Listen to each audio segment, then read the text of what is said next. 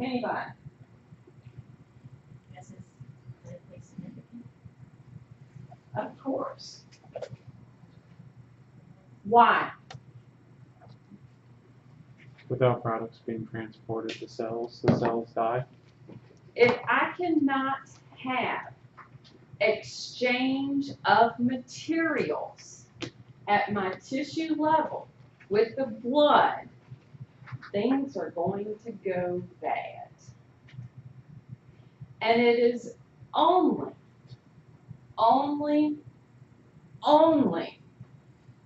at the level of the capillary bed it gets to occur. That's it. That right there is it. Yes, no, maybe. So, making sure that my tissues are going to have proper blood flow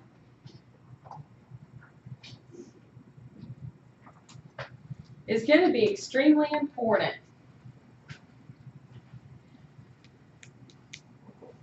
So now,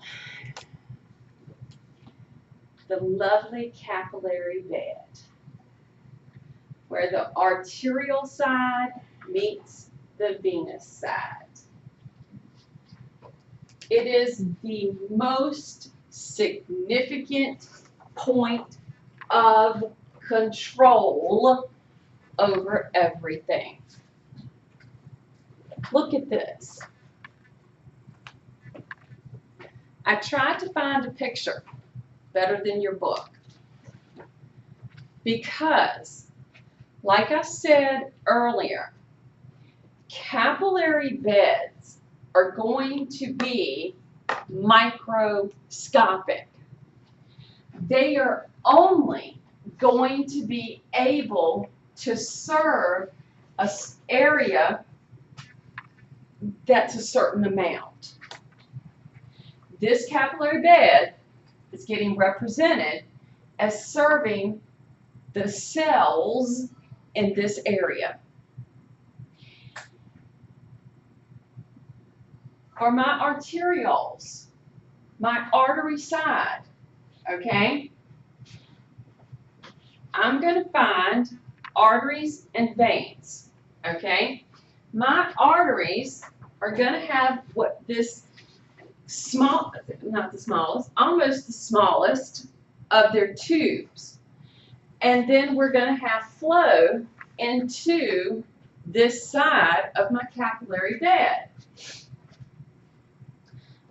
They are very high in number, and they have the ability to be muscular because they are going to have wrapped around them sphincters of smooth muscle.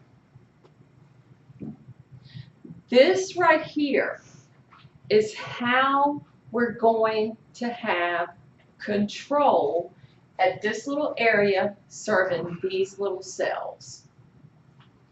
Because if the sphincter tightens, it shuts the blood flow off. If it releases, the blood flow moves back through.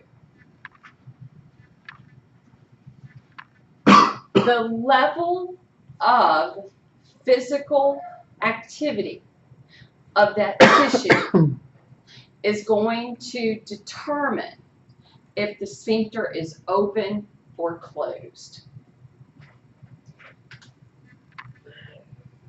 That level of physical activity, the needs of the cells at that level of the tissue are going to determine the flow.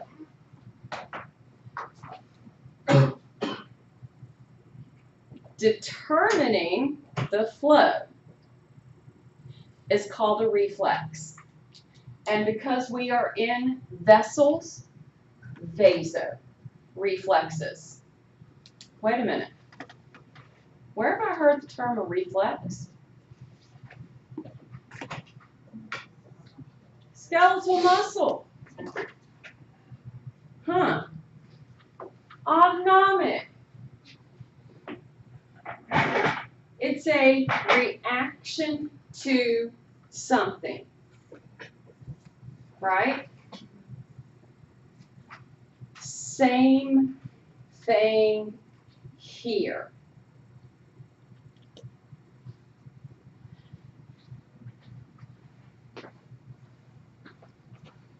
The cells of tissues, they just want to do their job.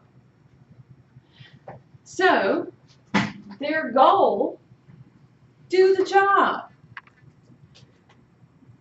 They can simply be doing their own thing and need materials.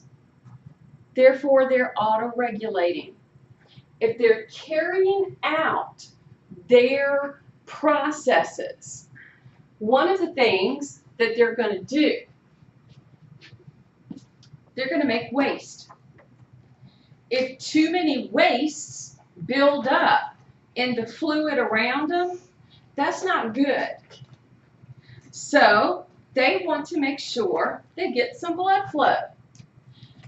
When these tissues are auto-regulating, this is pretty much a lot of what happens.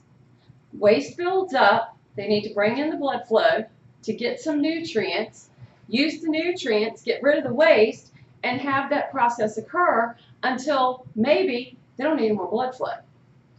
So, when we look at the blood flow to the tissues, if we get a situation where the blood flow might be cut off, and it's cut off for a certain amount of time, it's called reactive hyperemia. Basically, what will happen, all right, once again, let's go back to our situation that they say is coming over the weekend, where it's going to get cold. Have you ever, noticed if you stayed out in the cold for a long time, when you come back in and your face actually begins to feel like it's hot, and you look in the mirror and it looks like it's all red and flushed and everything? Because the blood flow had been decreased while you were out in the cold, and you came back inside and the body now gets to warm back up, basically the tissues that it had starved, so to speak, it rushes the blood to those tissues and it overfeeds. Basically goes above the normal level of flow. And it's termed reactive hyperemia, feeding those tissues. So it's really kind of cool. The other thing that can happen, like maybe if there's some other type of damage, tissues that can still do it, okay, can grow new vessels, called angiogenesis. So if there's damage, I don't know, maybe a cut or a trauma or something like that to the tissues, and the vessel can't heal all the way, it'll actually begin to grow a new one to feed the tissues. It's called angiogenesis. Under normal conditions, it's happening all the time, which is kind of cool. Take a break, be back at 9:30.